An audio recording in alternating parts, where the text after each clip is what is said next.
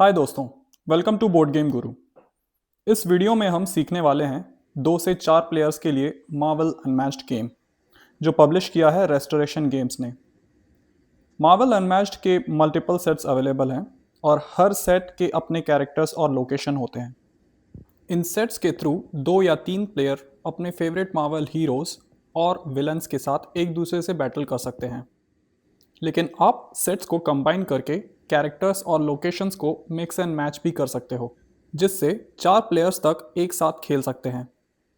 इस वीडियो में मैं अज्यूम कर रहा हूँ कि हमारे पास सिर्फ 2 प्लेयर्स हैं जो हेल्स किचन सेट यूज़ करके हेड टू हेड खेल रहे हैं। लेकिन जो रूल्स मैं शेयर करूँगा वो हर बॉक्स पर अप्लाई होते हैं। कभी कभी मैं एग्जाम्पल्स दिखाने के लिए रिडेम्पशन रो के कैरेक्टर्स यूज़ कर सकता हूँ, लेकिन चाहे आप कोई भी बॉक्स यूज़ कर रहे हो, एंड में सिर्फ एक ही विनर होगा। तो चलिए सीखते हैं मार्वल अनमैच्ड।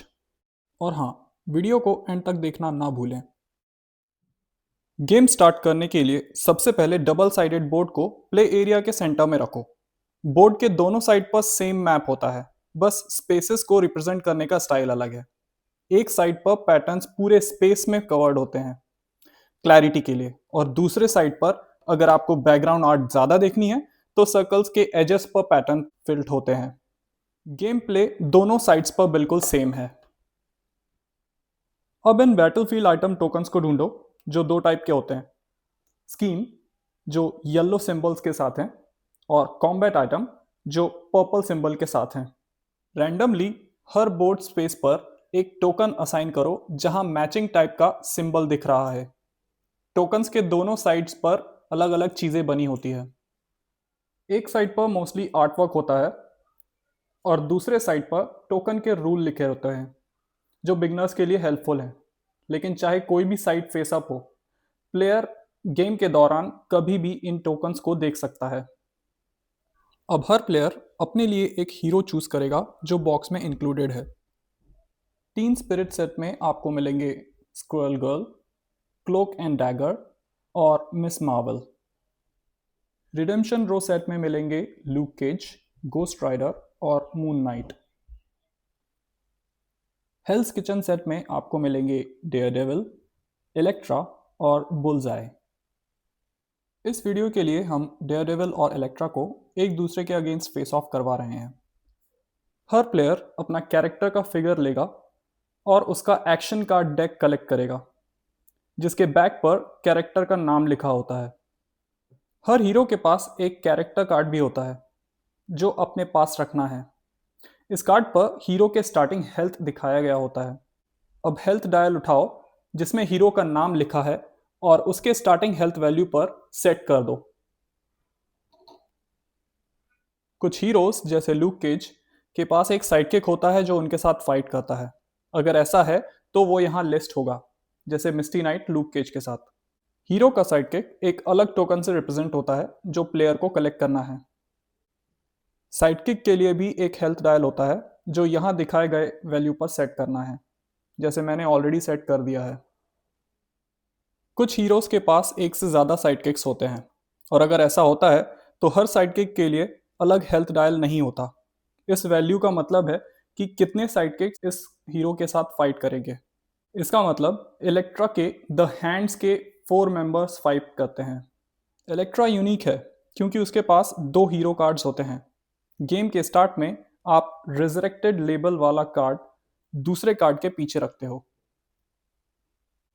उसका हेल्थ डायल भी 2 साइडेड होता है और गेम स्टार्ट होने पर रिजरेक्टेड वाला साइड फेस डाउन होता है। कुछ हीरोज जैसे गोस्ट राइडर अपने साथ एक्स्ट्रा पीसेस लेकर आते हैं, जैसे ये हेलफायर टोकन। इन्हें भी कलेक्ट करना ज़रूरी है। अगर आपको कभी डाउट हो कि कौन से हीरो के साथ कौन से पीसेस आते हैं, तो रूल बुक के स्टार्ट में एक लिस्ट दी है जहां ये सब डिटेल मिल जाएगी। अब हर प्लेयर अपने एक्शन कार्ड्स को शफल करके एक फेस डाउन डेक बनाएगा और ओपनिंग हैंड्स के लिए 5 कार्ड्स ड्रॉ करेगा। अपने कार्ड्स को कभी भी देख सकते हो, लेकिन उन्हें ओपोनेंट से सीक्रेट रखना है। अब यंगेस्ट प्लेयर अपना हीरो बोर्ड पर उस स्पेस पर रखेगा जो 1 से मार्क है, और नेक्स्ट प्लेयर अपना हीरो उस स्पेस पर रखेगा जो 2 से मार्क है। और अगर किसी प्लेयर के पास साइड किक्स हैं, जैसे इलेक्ट्रा के पास, तो उन्हें अलग एम्प्टी स्पेसेस पर रखो, लेकिन सेम जोन में जहां हीरो रखा है। जो space same colour pattern share करते हैं वो एक जोन कहलाते हैं। और अगर किसी स्पेस पर मल्टीपल कलर्स हैं तो वो उन सब जोन का पार्ट होते हैं जो दिखाया गया है। जैसे इलेक्ट्रा के केस में उसके साइडकिक्स किसी भी स्पेस पर स्टार्ट कर सकते हैं जो डार्क ग्रे पैटर्न शेयर करते हैं। मतलब ये 5 स्पेसेस अवेलेबल हैं। बस ध्यान रहे कि एक स्पेस पर कभी भी एक से ज़्यादा फाइटर्स नहीं हो सकते। ये पॉइंट क्लियर करने का अच्छा टाइम है कि बोर्ड पर जितने कैरेक्टर्स होते हैं वो सब फाइटर्स कहलाते हैं, लेकिन मिनिएचर को हीरो कहा जाता है और टोकन्स को स्पेसिफिकली साइडकिक्स कहा जाता है। और गेम का सेटअप कंप्लीट। मार्वल अनमैच्ड में आप और दूसरे प्लेयर्स मार्वल हीरोज और विलन्स के रोल लेते हो और गोल होता है अपने ओपोनेंट्स को हराना। अगर आप ओपोनेंट के हेल्थ को 0 तक रिड्यूस कर देते हो तो आप जीत जाते हो। गेम मल्टीपल टर्न्स में प्ले होता है। यंगेस्ट प्लेयर से स्टार्ट होकर फिर टर्न बाय टर्न चलता है। अपने टर्न पर आपको 2 एक्शंस परफॉर्म करने होते हैं। अगर आप अपना कैरेक्टर कार्ड फ्लिप करोगे तो वहां आपको एक समरी मिलेगी जो रिमाइंड करेगी कि हर टर्न पर आपको 2 एक्शंस लेना ही है, सिर्फ एक एक्शन लेना अलाउड नहीं है। गेम में 3 अलग अलग एक्शंस होते हैं जो प्लेयर चूज कर सकता है, जैसे यहाँ दिखाया गया है। अपने टर्न पर आप 2 एक्शंस परफॉर्म करते हो, चाहे दोनों अलग हों या सेम एक्शन 2 बार रिपीट कर लो। चलो देखते हैं ये एक्शंस कैसे काम करते हैं। स्टार्ट करते हैं मनूवर एक्शन से। जब आप मनूवर करते हो सबसे पहले अपने डेक से एक कार्ड ड्रॉ करते हो। जब भी गेम आपको कार्ड्स ड्रॉ करने को बोले, अनलेस अदरवाइज स्टेटेड, आपको करना ही है। और अगर कभी आपका डेक एम्प्टी हो जाए, मतलब ज़्यादा कार्ड्स डिस्कार्ड पाइल में चले गए, तो आपके फाइटर्स एग्जॉस्ट कहलाते हैं। जब भी आपको कार्ड ड्रॉ करना हो और आपका डेक एम्प्टी हो तो आप कोई कार्ड्स नहीं ड्रॉ करते। उसके बदले आपके हर फाइटर को 2 डैमेज होता है हर कार्ड के लिए जो आप ड्रॉ नहीं कर पाए पर करना था। जब कोई भी फाइटर डैमेज लेता है उसका हेल्थ डायल उतने अमाउंट से रिड्यूस कर दो। साइड किक्स जिनके पास हेल्थ डायल नहीं होता उनका हेल्थ 1 माना जाता है। मतलब अगर उन्हें कोई भी डैमेज मिलता है तो वो डिफीट हो जाते हैं। जब साइड किक डिफीट हो जाए सिंपली उसे बोर्ड से रिमूव कर दो। लेकिन अगर हीरो डिफीट हो जाए तो गेम तुरंत खत्म हो जाता है और ओपोनेंट जीत जाता है। मनूवर एक्शन पर वापस आते हैं। कार्ड ड्रॉ करने के बाद आप अपने फाइटर्स को मूव कर सकते हो। हर फाइटर को आप उतने स्पेसेस तक मूव कर सकते हो जितना आपका मूव वैल्यू है, जो आपके कैरेक्टर कार्ड पर प्रिंटेड होता है। इस एग्जांपल में मूव वैल्यू 3 स्पेसेस है। इस एक्शन के टाइम आपके पास एक ऑप्शन होता है अपनी मूवमेंट को बूस्ट करने का। बूस्ट करने के लिए अपने हाथ से एक कार्ड डिस्कार्ड करके अपने पर्सनल डिस्कार्ड पाइल में रखो और उस कार्ड का बूस्ट वैल्यू जो यहाँ प्रिंटेड होता है अपने नॉर्मल मूवमेंट वैल्यू में ऐड कर दो। जैसे अगर मैं ये कार्ड चूज करूं तो अब मैं अपने हर फाइटर को 5 स्पेसेस तक मूव कर सकता हूं। स्पेसेस काउंट करते वक्त आप अपने करंट स्पेस से एडजेसेंट स्पेस तक जाते हो और स्पेसेस तब एडजेसेंट होते हैं जब वो एक लाइन से कनेक्टेड हों। अगर आपके पास मल्टीपल फाइटर्स हैं, जैसे इलेक्ट्रा प्लेयर के पास है, तो आप अपने फाइटर्स के थ्रू मूव कर सकते हो, लेकिन एनिमीज के थ्रू नहीं। और आपको हमेशा अपनी मूव एक एम्प्टी स्पेस पर एंड करनी है। कौन से फाइटर्स को पहले मूव करना है ये आप डिसाइड करते हो, लेकिन एक फाइटर का मूव कंप्लीट करने के बाद ही दूसरे फाइटर को मूव कर सकते हो। और सब फाइटर्स को same number of spaces move करना ज़रूरी नहीं है। जैसे इलेक्ट्रा के केस में उसका बेस मूव वैल्यू 2 है, मतलब उसका हर पीस 0, 1 या 2 स्पेस तक मूव कर सकता है। कभी कभी कुछ इफेक्ट्स आपको ओपोनेंट के फाइटर को मूव करने का ऑप्शन देते हैं। अगर ऐसा हो तो भी आपको नॉर्मल मूवमेंट रूल्स फॉलो करना है, बस ओपोनेंट के पर्सपेक्टिव से। अपने टर्न पर एक ऑप्शन होता है स्कीम एक्शन परफॉर्म करना। इसके लिए आप अपने हाथ से एक स्कीम कार्ड प्ले करते हो, जिसके टॉप लेफ्ट पर ये सिंबल होता है। फिर आप डिक्लेयर करते हो कि कौन सा फाइटर ये स्कीम प्ले कर रहा है। जो फाइटर आप चूज करते हो वो कार्ड पर लिस्ट होना चाहिए। ये इम्पॉर्टेंट है जब आपके डेक में मल्टीपल फाइटर्स होते हैं तब। एग्जाम्पल के लिए लूक केज के डेक में ये स्कीम सिर्फ लूक केज पर यूज हो सकता है, मिस्टी नाइट पर नहीं। अगर आप स्कीम प्ले कर सकते हो तो जो फाइटर आप चूज करते हो वो एक्टिव फाइटर माना जाता है। फिर आप कार्ड पर लिखा हुआ इफेक्ट रिजॉल्व करते हो। जैसे कि इस एग्जांपल में डेयर डेविल को 4 स्पेसेस तक मूव करने का ऑप्शन मिलता है, लेकिन इस केस में वो अपोजिंग फाइटर्स के थ्रू मूव कर सकता है और हर एक एनिमी को एक डैमेज डील करता है जिनके थ्रू वो मूव करता है। स्कीम रिजॉल्व करने के बाद कार्ड को डिस्कार्ड कर दो। हर प्लेयर का अपना डिस्कार्ड पाइल होता है और प्लेयर किसी भी डिस्कार्ड पाइल के कंटेंट कभी भी चेक कर सकता है। अगर किसी प्लेयर का फिगर उस स्पेस पर है जहां पर स्कीम टोकन रखा हुआ है तो वो उसका इफेक्ट रिजॉल्व कर सकता है। एग्जाम्पल के लिए ये first aid kit token player को अपने कैरेक्टर के हेल्थ डायल पर 2 हेल्थ रिकवर करने देता है और फिर एक कार्ड ड्रॉ करने का ऑप्शन देता है। टोकन रिजॉल्व करने के बाद उसे बॉक्स में वापस रख दो। स्कीम टोकन यूज करना आपके टर्न के 2 एक्शंस में से एक काउंट होता है, लेकिन ये स्कीम कार्ड प्ले करने के इक्वल नहीं होता। मतलब कोई भी इफेक्ट जो तब ट्रिगर होता है जब स्कीम कार्ड प्ले होता है वो स्कीम टोकन यूज करने पर ट्रिगर नहीं होगा। अब हम आते हैं फाइनल एक्शन पर, जो है अटैक। अटैक परफॉर्म करने के लिए पहले अनाउंस करो कौन सा फाइटर अटैक कर रहा है।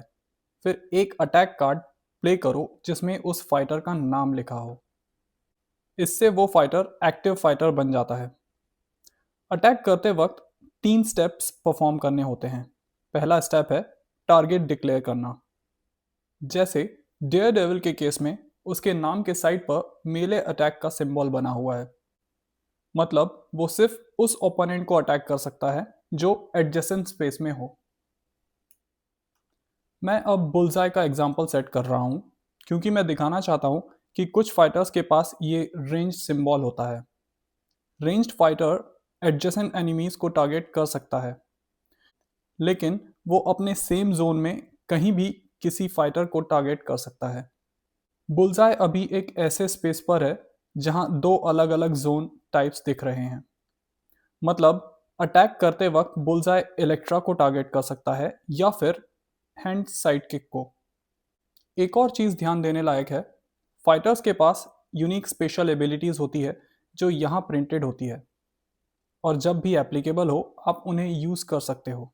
एग्जाम्पल के लिए बुलजाई की एबिलिटी ये है कि वो 5 स्पेसेस तक दूर के टारगेट को अटैक कर सकता है, चाहे वो अलग जोन में हो। लेकिन रूल सिंपल है, अगर आपके पास वैलिड टारगेट नहीं है तो आप अटैक नहीं कर सकते। अगर वैलिड टारगेट है तो अटैकर अपने हैंड से एक अटैक कार्ड चूज करके फेस डाउन अपने सामने रख देता है। अटैक कार्ड के कॉर्नर पर रेड कलर होता है और बर्स्ट सिंबल होता है। और याद रहे ये कार्ड फेस डाउन रखना है डिफेंडर से छुपा के। उसके बाद डिफेंडर एक डिफेंस कार्ड अपने हाथ से चूज करता है और उसे फेस डाउन रख देता है। डिफेंस कार्ड्स पर ब्लू शील्ड का सिंबल बना होता है, लेकिन डिफेंडर को डिफेंस कार्ड यूज करना जरूरी नहीं है अगर वो नहीं चाहता या उसके पास नहीं है। आपके डेक में आपको कुछ कार्ड्स मिलेंगे जिनके कॉर्नर पर पर्पल कलर होता है और ये आइकॉन बना होता है। इसका मतलब है वो वर्सटाइल कार्ड्स हैं। मतलब आप उन्हें अटैक या डिफेंस दोनों के लिए यूज कर सकते हो और गेम इफेक्ट्स के लिए वो दोनों काउंट होते हैं। जब दोनों प्लेयर्स अपने कार्ड्स चूज कर लेते हैं तो उन्हें रिवील करते हैं और फिर आप अटैक का फाइनल स्टेप करते हो, कॉम्बैट रिजॉल्व करना। ज़्यादातर अटैक और डिफेंस कार्ड्स के बॉटम पर इफेक्ट्स होते हैं जिनके स्टार्ट में लिखा होता है कि वो कब ट्रिगर होते हैं, इमीडिएटली, ड्यूरिंग या फिर आफ्टर कॉम्बैट। जब अटैक में दोनों कार्ड्स रिवील हो जाते हैं सबसे पहले आप इमीडिएटली इफेक्ट्स रिजॉल्व करते हो। उसके बाद जब वो ख़त्म हो जाएं, आप ड्यूरिंग कॉम्बैट इफेक्ट रिजॉल्व करते हो। अगर कभी दोनों प्लेयर्स के इफेक्ट एक ही टाइम पर ट्रिगर होते हैं, जैसे दोनों के पास इमीडिएटली इफेक्ट्स हैं, तो डिफेंडर का इफेक्ट हमेशा पहले रिजॉल्व होता है। मान लो ये दो कार्ड्स अटैक में प्ले किए गए हैं। जब आपने सारे इमीडिएटली और ड्यूरिंग कॉम्बैट इफेक्ट्स रिजॉल्व कर लिए हैं, तब अटैक कार्ड का वैल्यू चेक करो जो यहाँ प्रिंटेड है। फिर डिफेंडर के कार्ड पर जो डिफेंस वैल्यू है उससे सब्ट्रैक्ट कर दो। जो अमाउंट बचा है, जैसे कि इस एग्जांपल में 3, वो डैमेज है जो डिफेंडिंग फाइटर को मिलेगा। उसके हेल्थ डायल से उतने डैमेज रिड्यूस कर दो। डैमेज डील करने के बाद अगर कोई आफ्टर कार्ड इफेक्ट्स हैं तो उन्हें रिजॉल्व करो। और ये इफेक्ट्स तब भी रिजॉल्व होते हैं अगर वो कार्ड उस फाइटर का है जो अभी अभी डिफीट हो गया है, एक्सेप्ट अगर वो डिफीटेड फाइटर हीरो है, क्योंकि अगर हीरो डिफीट होते हैं तो गेम खत्म हो जाता है। कुछ इफेक्ट्स कॉम्बैट के विनर या लूजर पर डिपेंड करते हैं। अटैकर को विनर तभी माना जाता है जब उसने डिफेंडर को कम से कम एक डैमेज दिया हो, लेकिन स्पेशल एबिलिटीज से हुआ डैमेज काउंट नहीं होता। डिफेंडर कॉम्बैट जीतता है अगर उसने अटैक से कोई डायरेक्ट डैमेज नहीं लिया है, चाहे उसने स्पेशल एबिलिटीज से थोड़ा डैमेज लिया हो। जो भी हो, अगर गेम खत्म नहीं हुआ तो कॉम्बैट में प्ले किए गए कार्ड्स अपने रिस्पेक्टिव ओनर्स के डिस्कार्ड पाइल में चले जाते हैं। और फाइट करते वक्त एक और चीज़ का ध्यान रखो। जिस स्पेस पर आपका कैरेक्टर है, अगर उस स्पेस पर कोई टोकन रखा है जिसमें वर्सेटाइल सिंबल दिख रहा है, तो आप चाहो तो उसका इफेक्ट यूज़ कर सकते हो। अगर आप अटैक कर रहे हो और टोकन यूज़ करना चाहते हो, तो बोर्ड से टोकन उठाओ और उसे अपने फेस डाउन अटैक कार्ड के पास रखो।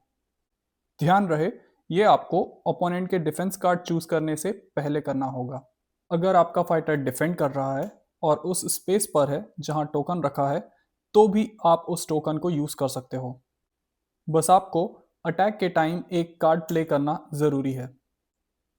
चाहे आप अटैकर हो या डिफेंडर, जब कार्ड रिवील होते हैं तो टोकन को ट्रीट करो जैसे उसने आपके कार्ड पर एक ड्यूरिंग कॉम्बैट इफेक्ट ऐड कर दिया हो, जो कार्ड के वैल्यू को टोकन के वैल्यू से इंक्रीज करता है। जैसे अब डेयर डेविल का टोटल अटैक वैल्यू हो गया है 5। कॉम्बैट के बाद टोकन को बॉक्स में वापस रख दो।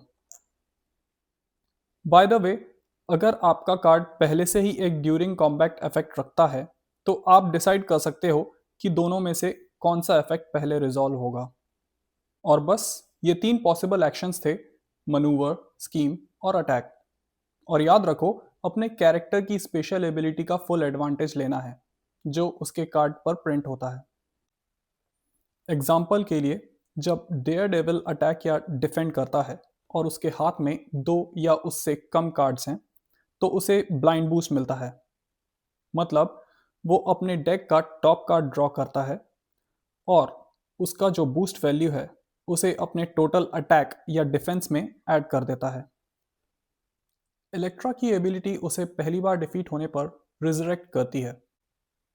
उसका हेल्थ डायल 7 से स्टार्ट होता है और जब वो 0 पर आ जाती है तो आप डायल फ्लिप करते हो, जिससे कि ये दिखता है कि वो रिजरेक्ट हो गई है और अब उसके पास 9 हेल्थ है। इसके साथ आप उसका नॉर्मल कैरेक्टर कार्ड रिमूव करते हो और नया रिजरेक्टेड कार्ड रिवील करते हो, जिसमें नया इफेक्ट होता है। जब इलेक्ट्रा रिजरेक्टेड साइड पर डिफीट होती है, ओपोनेंट गेम जीत जाता है। हम यहाँ सब हीरो एबिलिटीज डिटेल में कवर नहीं करेंगे, लेकिन अगर आपको कोई डाउट हो तो रूल बुक के इस सेक्शन को रेफर कर सकते हो जहाँ सब एबिलिटीज एक्सप्लेन की गई है। तो वापस आते हैं प्लेयर के टर्न पर। जब वो अपने 2 एक्शंस परफॉर्म कर लेता है, उसका टर्न एंड हो जाता है और टर्न के दौरान आपके हाथ में जितने मर्जी कार्ड्स हो सकते हैं, लेकिन टर्न के एंड पर अगर आपके पास 7 से ज़्यादा कार्ड्स हैं तो आपको उन्हें शॉर्ट करके 7 तक करना होगा। फिर ओपोनेंट का टर्न आता है और टर्न्स ऐसे ही बैक एंड फोर्थ चलते रहते हैं जब तक कोई प्लेयर अपने ओपोनेंट के हीरो को डिफीट नहीं कर देता। हीरो डिफीट होते ही वो प्लेयर गेम जीत जाता है। अगर आपके पास 3 प्लेयर्स हैं तो रूल बुक में फ्री फॉर ऑल मैच के रूल्स दिए गए हैं, जहां 3 हीरोज एक दूसरे से लड़ते हैं। और अगर आपके पास एक और मार्वल अनमैच सेट है तो आप 4 हीरोज को यूज़ करके 4 प्लेयर टीम गेम भी खेल सकते हो। ये रूल्स आपको रूल बुक के बैक सेक्शन में मिलेंगे। मैं उन्हें आपके लिए सरप्राइज छोड़ रहा हूँ। तो ये था video how to play Marvel unmatched. अगर आपको ये वीडियो पसंद आई है तो लाइक करें, सब्सक्राइब करें और अपने दोस्तों के साथ ज़रूर शेयर करें। Thanks for watching. मिलते हैं नेक्स्ट टाइम।